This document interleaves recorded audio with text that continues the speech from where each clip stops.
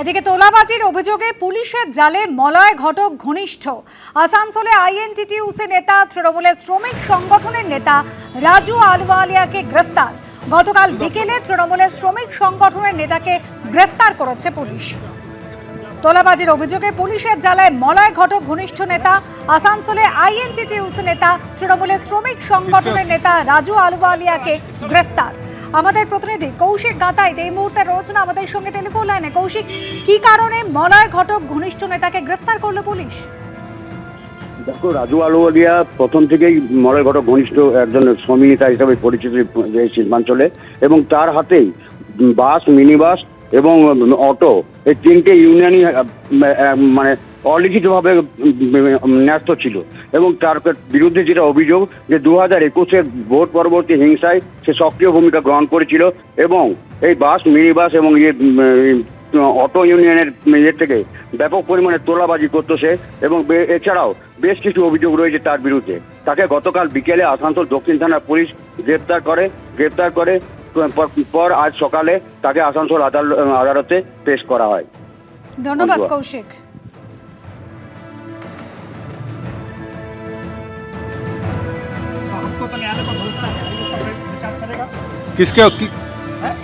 राजनीतिक षड्यंत्र है।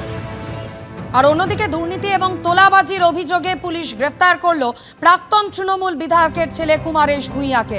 দাসপুরের ঘটনা, কুমারেশ ভূঁইয়া প্রাক্তন তৃণমূল বিধায়ক মমতা ভূঁইয়ার ছেলে।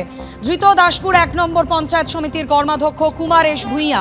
দুর্নীতি এবং তোলাবাজির অভিযোগে গ্রেফতার পশ্চিম মেদিনীপুরের দাসপুরের প্রাক্তন তৃণমূল বিধায়ক মমতা ভূঁইয়ার ছেলে কুমারেশ ভূঁইয়া। গ্রেফতারের পর তাকে লক্ষ্য করে চোর স্লোগান দেন স্থানীয় বাসিন্দারা।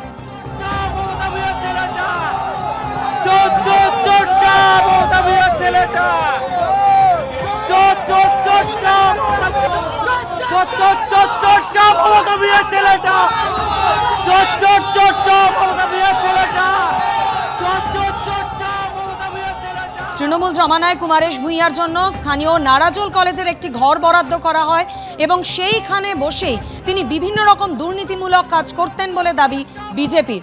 দুর্নীতি, তোলাবাজি সহ একাধিক অভিযোগে গ্রেফতার করা হয়েছে দাসপুরের প্রাক্তন তৃণমূল বিধায়ক মমতা ভূঁইয়ার ছেলে কুমারেশ ভূঁইয়াকে। কুমারেশ ভূঁইয়া যাকে গ্রেফতার করেছে পুলিশ, তার বিরুদ্ধে ঠিক কি কি অভিযোগ রয়েছে আরো বিস্তারিত জানাবেন প্রতিনিধি সোমনাথ দাস আমাদের সঙ্গে রয়েছেন। সোমনাথ। মাধুরী, দেখো, মূলত এই যে কুমারেশ ভূঁইয়া, ইনি হচ্ছেন দাসপুরের বিগত দু টার্মের এমএলএ মমতা ভূঁইয়ার ছেলে, এবং তিনি নিজেও তৃণমূল নেতা, এবং সেই সুবাদে তিনি ওখানকার যে দাসপুর 1 নম্বর ব্লক 1 নম্বর পঞ্চায়েত সমিতির কর্মাধ্যক্ষ ছিলেন। এর উপর অনেক তোলাবাজির অভিযোগ রয়েছে।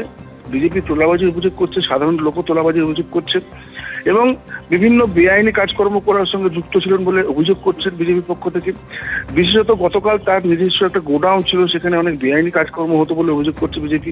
তারা লিখিত অভিযোগ করে থানা থেকে যখন তাকে তুলে নিয়ে আসে, তাকে চোর চোর স্লোগানও দেওয়া হয়। এবং আরো একটি মারাত্মক অভিযোগ যেটা করছে সেটা হচ্ছে যে নারাজল যে রাজ কলেজ ছিল, সেই রাজ কলেজে তার জন্য একটি আলাদা রুম বরাদ্দ ছিল, একটা ঘর বরাদ্দ ছিল, সেখানে তিনি বসে সমস্ত কার্যকলাপ চালাতেন।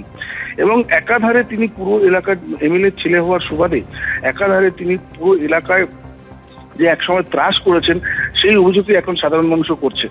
সুতরাং অভিযোগ করেছেন এসসি এসটি সেলের পক্ষ থেকে অভিযোগ করা হয়েছে।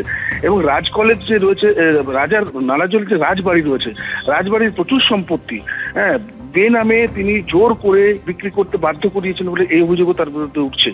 অর্থাৎ দুর্নীতি এবং তোলাবাজির একাধিক অভিযোগ রয়েছে এই কুমারেশ ভূঁইয়ার বিরুদ্ধে, যাকে ইতিমধ্যে গ্রেফতার করেছে পুলিশ। সোমনাথ, ধন্যবাদ। দ্বাদশ শ্রেণী পরীক্ষার মূল্যায়নে ভুল হতে পারে, পরীক্ষার্থী এবং অভিভাবকদের তীব্র ক্ষোভের মুখে স্বীকার করল সিবিএসই। বোর্ডের পরীক্ষা নিয়ামক জানিয়েছেন ফলাফলে অসন্তুষ্টদের জন্য পুনর্মূল্যায়নের সুযোগ থাকছে। আর এবারেই প্রথম সিবিএসইর উত্তরপত্র মূল্যায়ন হয়েছে অনস্ক্রিন মার্কিং সিস্টেম বা ওএসএম পদ্ধতিতে। আর সেই পদ্ধতি নিয়েই প্রশ্ন তুলছেন পরীক্ষার্থী এবং অভিভাবকরা। প্রশ্ন ফাঁসের জেরে অভিন্ন মেডিকেল প্রবেশিকা নিট বাতিল করতে হয়েছে। সেই বিতর্কে রেশ কাটার আগেই এবার সিবিএসইর মূল্যায়ন প্রক্রিয়া নিয়ে বড়সড় প্রশ্ন উঠে গেল। অনস্ক্রিন মনিটরিং হয়েছে, তাই সেটাতে প্রবলেম আমার মনে হয়েছে what we expected we didn't get from our child. যদি প্রপার ট্রেনিং দেওয়া হচ্ছে টিচার্সদের, তাহলে এই জিনিসগুলো হতো না। পরীক্ষার মূল্যায়নে ভুল হতে পারে, স্বীকারোক্তি সিবিএসইর পরীক্ষা নিয়ামকের। ফলাফলে অসন্তুষ্টদের জন্য পুনর্মূল্যায়নের সুযোগ। বুধবার প্রকাশিত হয়েছে সিবিএসই দ্বাদশের রেজাল্ট। তাৎপর্যপূর্ণভাবে এই বছর পাশের হার কমেছে 3.19%। এবার প্রথম সিবিএসইর উত্তরপত্রে মূল্যায়ন হয়েছে অনস্ক্রিন মার্কিং সিস্টেম বা ওএসএম পদ্ধতিতে। পরীক্ষার্থী এবং অভিভাবকদের অভিযোগ, এবার পাশের হার যেমন কমেছে তেমনই পাল্লা দিয়ে কমেছে পদার্থবিদ্যা, রসায়ন, অঙ্ক, জীবনবিজ্ঞানের মতো বিষয়ে পরীক্ষার্থীদের প্রাপ্ত নম্বর। সর্বভারতীয় জয়েন্ট এন্ট্রান্সের সুযোগ পেয়েও সিবিএসইর বোর্ড পরীক্ষায় পর্যাপ্ত নম্বর পাননি পরীক্ষার্থীরা, এমন অভিযোগও উঠছে। আগে পরীক্ষকরা নিজে খাতা দেখতেন, এখন নতুন প্রযুক্তির মাধ্যমে খাতা দেখাতে বিভ্রান্তি কিনা সেই প্রশ্ন উঠছে। যে সমস্ত পরীক্ষার্থী 95, 96, 97% নম্বর পান, তাদের নম্বরই কমেছে বলে অভিযোগ উঠছে। ডিপিএস রুবি পার্কের পড়ুয়া শরণ্যা সাহা ও মীনাক্ষী পাত্র দুজনেই সিবিএসই দ্বাদশের পরীক্ষা দিয়েছিলেন। তাদের অভিভাবকরাও নতুন প্রযুক্তিতে খাতা দেখা নিয়ে নানান প্রশ্ন তুলেছেন। এই বছরে প্রবলেম হয়েছে ওএসএম যেই চেকিংটা হয়েছে, অনস্ক্রিন মনিটরিং হয়েছে, তাই সেটাতে প্রবলেম আমার মনে হয়েছে what we expected we didn't get from our child. অনেকেই এরকম বলছে যে সবারই যা এক্সপেক্টেড ছিল they didn't get that marks.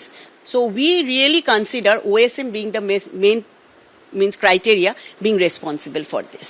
খাতা কলমে যারা দেখে অভ্যস্ত, তারা নতুনভাবে এইটা পেয়েছে, তারাও তো সেইভাবে সঠিক প্রশিক্ষণ পায়নি, যার জন্য ওরা ঠিকভাবে ওটা খাতা দেখতে পেরে যে ঠিকভাবে নাম্বার করেছে, সেটাই আমরা ভাবছি যে এটা ঠিক মতন হয়নি। আমরা চাইছি আবার যেমন পুরনো পদ্ধতিতে খাতা দেখা হচ্ছে সেইভাবেই খাতা দেখা হোক। মনে হচ্ছে আমাদের বাচ্চারা গিনিপিগ, মানে সব কিছু এদের উপরে এক্সপেরিমেন্ট করা হচ্ছে। তীব্র সমালোচনার মুখে সিবিএসই বিবৃতি দিয়ে জানিয়েছে, ন্যায্য, স্বচ্ছ ও সমমূল্যায়নে অঙ্গীকারবদ্ধ সিবিএসই। ওএসএম পদ্ধতি চালু করা হয় মূল্যায়ন প্রক্রিয়ায় আরও স্বচ্ছতা, ন্যায্যতা এবং সামঞ্জস্য বজায় রাখার উদ্দেশ্যে। যেসব শিক্ষার্থী নিজেদের ফলাফল দিয়ে সন্তুষ্ট নন, তাদের জন্য পুনর্মূল্যায়নের সুযোগ রাখা বোর্ডের স্বচ্ছতা, ন্যায্যতা ও সমমূল্যায়নের প্রতি অঙ্গীকারেরই প্রতিফলন। সেই অনুযায়ী চলতি বছরেও এই সুযোগ দেওয়া হবে।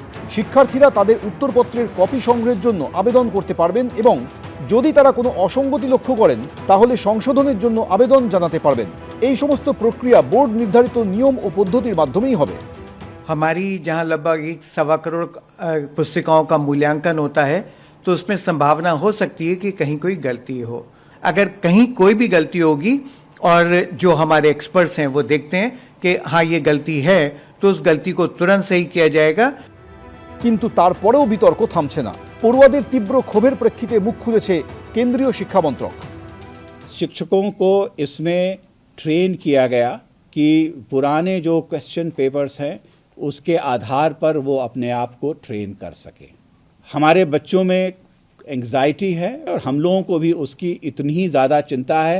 दी marking process definitely has become much more objective and it has set in and it has brought in a certain standard processes which are the same for most students who are being marked on screen marking. ফলাফলে অসন্তুষ্টদের জন্য পুনর্মূল্যায়নের সুযোগ দিয়েছে CBSE. পরীক্ষার্থীরা উত্তরপত্রের অনুলিপির জন্য আবেদন করতে পারবেন। তার মধ্যে কোনো অসঙ্গতি থাকলে সংশোধনের ব্যবস্থা করা হবে। এরপরেও অসন্তোষ থাকলে পুনর্মূল্যায়নের ব্যবস্থা করা হবে। কৃষ্ণেন্দু অধিকারী, অনির্বাণ বিশ্বাস, এবিপি আনন্দ। এবিপি আনন্দ, এগিয়ে থাকে, এগিয়ে রাখে।